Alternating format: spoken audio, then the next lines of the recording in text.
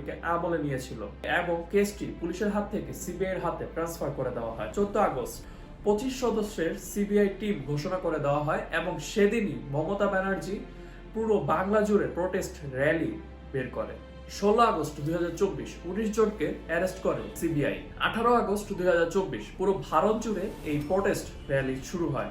তাদের মুখে মুখে একটাই দাবি ছিল, রেপের সর্বোচ্চ শাস্তি হতে হবে। 20 আগস্ট 2024 সুপ্রিম কোর্ট কেসটি আমলে নেয় এবং একটি বিচারিক বেঞ্চ তৈরি করে দেয়। 21 আগস্ট 2024 হাসপাতাল ভাঙার দায়ে 3 জন পুলিশ সদস্যকে সাসপেন্ড করা হয়।